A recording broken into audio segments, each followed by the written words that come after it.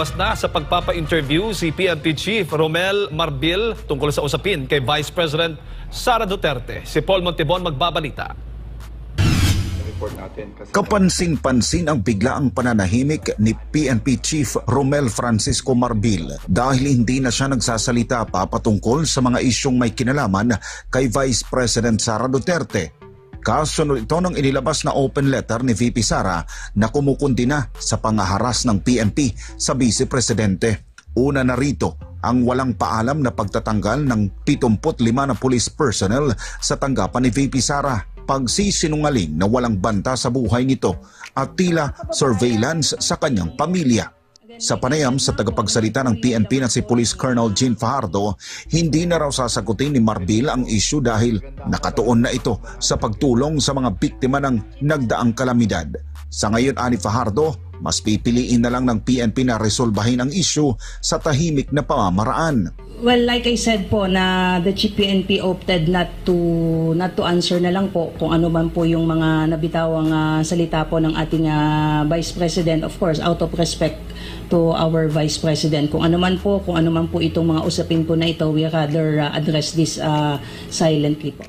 Ang problema kasi, hanggang ngayon ay hindi pa rin malinaw ang totoong dahilan ng pag-aalis ng security detail ni VP Sara at naiwan lamang ang mga pulis na mismo ang PNP ang pumili. Bagay na una nang tinawag na sinungaling si Marbil dahil sa mga tagpi-tagping palusot at dahilan.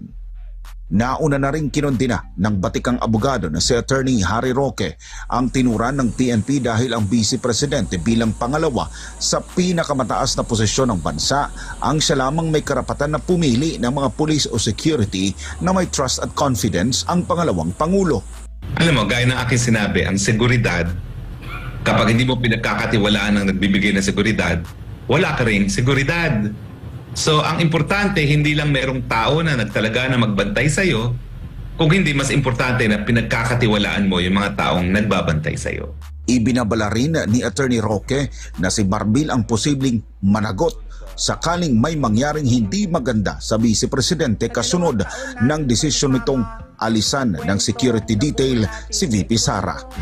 Samantala, dahil sa naranasang kalupitan ng PNP sa pangalawang Pangulo, mismong ang grupong Moro National Liberation Front o MNLF na ang nagpaabot ng kanilang pagsuporta kay VP Sara at handa ang grupo na maglaan ng security detail para sa pangalawang Pangulo. Para sa Diyos at sa Pilipinas kung mahal. Nag-uulat Paul Montibon, SMNI News. Attorney, sa kaugnay pa ring balita, humiling si Vice President Sara Duterte sa taong bayan na huwag payagan ang anumang uri ng karahasan laban sa kanyang pamilya. Yan ay matapos natanggalan ng security detail ang pangalawang Pangulo at makompromiso ang seguridad ng kanyang pamilya dahil sa isang video footage sa NAIA. Narito balita ni Jason Rubrico. Pinasalamatan ni Vice President Sara Duterte ang ilang senador, mga tauhan ng Armed Forces of the Philippines at Philippine National Police, mga kababaihan at ang lahat ng ordinaryong mamamayan na nagpahayag ng suporta at malasakit para sa kanyang seguridad. Sa kanyang mensahe, sinabi niya na huwag nang mag-alala ang publiko sa kanya. Hindi na rin aniya sila kailang mag-ambagan pa ng pera para sa kanyang security. Pagbibigay diin ni VP Sara, ang lahat ng ito'y bahagi ng pagseserbisyo niya sa publiko. Pero may isang hiling ang pangalawang Pangulo sa taong bayan at yan ay ang matiyak ang kaligtasan ng kanyang pamilya at huwag payagan ang anumang karahasan sa kanila, mapapersonal man o sa social media.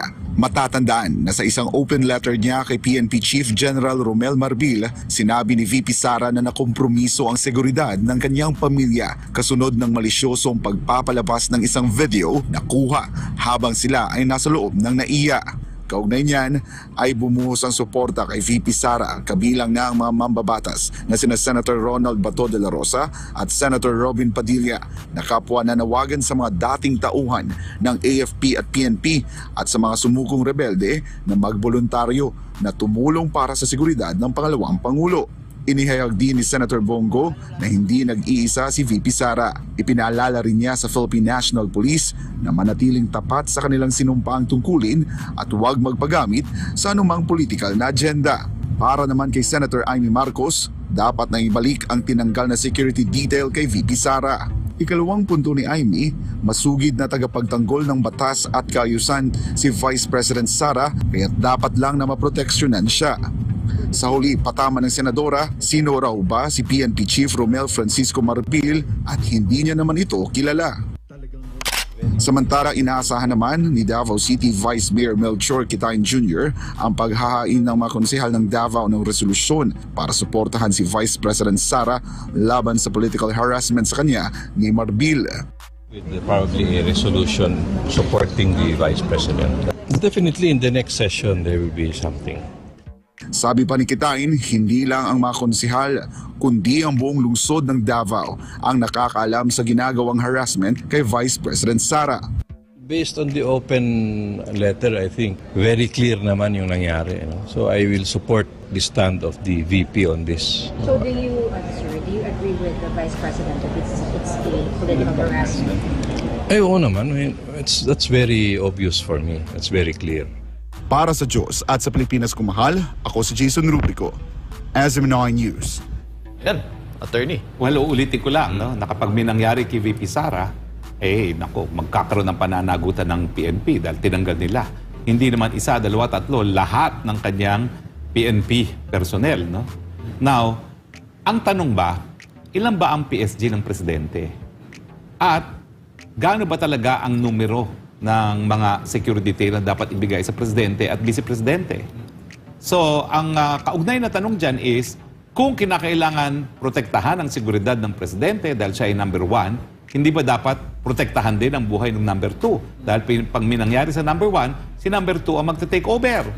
O talaga bang gusto nilang magkaroon ng aberya sa buhay ng vice president? Now, itong kampo naman ng mga pinklawan, no? Sabi nila, well, panahon ni Lenny, hindi ganyan karami ang security niya. Natural. Ano bang ginawa niya? Wala naman. Palamuti lang naman siya noon sa gabinete dahil binigyan nga siya ng cabinet post si presidente. Winakwakan naman niya ang kanyang presidente na kanyang rene-represent bilang isang alter ego sa Department of Housing, no? So, asan manggagaling ang banta? Alam naman natin na noong panahon na ni BP Lenny, meron ng alyansa rin, no? Doon sa mga makaliwang mga grupo. So saan manggagaling ang banta? Hindi gaya ni Inday Sara na talagang siya ay naging co-chair ng NTF-ELCAC na talagang tumitiligsa sa CPP-NPA ng mga terorista, no? At tinutulan pa nga ang usaping kapayapaan dahil hindi dapat nakipag-usap sa mga terorista.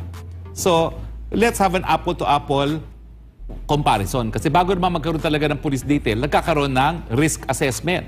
So anong risk assessment ni BP Lenny nung mga panahon na yon na wala naman siyang banta sa kahit sino? Kasi nga, wala naman siyang ginagawa sa Malacanang, sa kanyang opisina noon kung hindi magdasal na matapos na ang termino ni Duterte nang siya ay makapag-take over. O si BP Sara, well, until now, hindi lang siya kalihim ng DepEd, siya ay talagang NTF, ELCAC, Vice Chair, at yan po talaga ang kanilang layunin, sugpuin ang teroristang CPP-NPA. Bukod pa dyan, siyempre maraming kalaban din ang ama ni BP Sara. May ganyan bang kalaban ang mga ama ni BP Lenny? Wala naman, retiradong judge yung kanyang ama. Samantalang itong ama ni BP Sara ay dating presidente na maraming tuniligsa, lalong-lalo na yung mga drug lords. So ang banta, hindi lang nanggagaling sa CPP-NPA, nanggagaling din sa mga drug lords. Masasabi ba yan ni BP Lenny? Hindi. Yung kung tingin yung napakadami naman ng security detail ni BP, talungin natin, ilan ba ang PSG? Ikumpara natin. Ang alam ko, isang buong compound dyan sa Malacanang, nakalaan para sa PSG. Wala pong ganyang compound ang nakalaan sa BP. At yung sinasabi lang napakaraming security detail, hindi naman po yan lahat-lahat ng duty in the first place. Wala pong opisyal na residence ang BP. So wala pong pagtatambayan yung mga security yan pag nasa bahay ang ating BP. Siya po'y umuupa lang ng bahay dito sa Metro Manila at wala ngang probisyon na para sa tirahan ng napakadaming mga security. So wag niyo pong isipin na kada saan pumunta si BP, sandamukal ang kanyang kasama. Hindi po. Yan po ay shifting. At ang kanyang lipad po, ang alam ko, siya ay kumukuha lamang ng mga commercial flights. Hindi po yan nagpa-private plane. So, at most, siguro, 8 kasama niya, no? Pero hindi po yan nagdadala ng hundreds. Dahil kung hundreds po talaga yan at one time, dapat lahat ng lipad niya ay naka-chartered flight na, no? So, maging ano naman po tayo, maging critical, tayo usigin po natin ang basehan sa mga comparison at doon pa lang sa katotohanan na talagang tinaya ni VP Sara ang buhay niya laban dito sa mga teroristang CPP-NPA at tinaya ng buhay ng kanyang ama ang buhay rin niya laban dito sa mga drug lords at drug cartel. Iba po talaga ang pangangailangan seguridad ng ating VP Sara. Meron din mga nagsasabi na nagtatantrums daw. Pero yun nga, attorney, yung kanyang unang pahayag, kasi marami nang kumalat sa social media na parang order, no, na tinatanggal na yung security details niya. Kinukumpirma niya, 'di ba? Nagpalabas siya ng press release, hindi pala press release, yung parang statement mismo, 'di ba? At ang sinabi niya doon na kinukumpirma niya na wala na sa kanya yung 75 pero hindi ito makakaapekto sa kanyang trabaho bilang vice presidente. Para bigyang tuldok, yan din yung binanggit niya doon sa second to the last niya na statement para kay Romel Marbil na gusto ka nang tuldokan pero ikaw, ilang beses ka na nagpa-interview at hindi ko na ma-attend dahil puro kasinungalingan yung mga nababanggit ko. Kaya isa-isa niya doon sa kanyang recent na pahayag yung mga dahilan. Well, yan nga po ang usapin ng seguridad ng VP, pero yun nga po, pag binangyari, may pananagutan po ang PNP dyan. At isa din sa mga dinadahilan, attorney, bukod sa walang threat ang Vice Presidente, yung kakulangan daw ng kapulisan. Sabi nga ni VP Sara dito, simula na maging mayor siya noong 2010, nandyan na yung issue ng kakulangan ng pulis. At hindi mo mahahabol ang police to population ratio mo sa pagkuha ng security ni VP. Yan po yung kanyang binigyang diin. Lahat na lang siguro ng mga opisyal, ang daming mga kapulisan o personnel ng kapulisan, ang bukod sa VP, kay VP Sara, meron din yung ibang mga opisyal ng gobyerno. Kung kulang tayo ng kapulisan, attorney, why not? Kukunan na rin yon iba para mapunan itong issue na ito. Alam mo, talagang political harassment yan.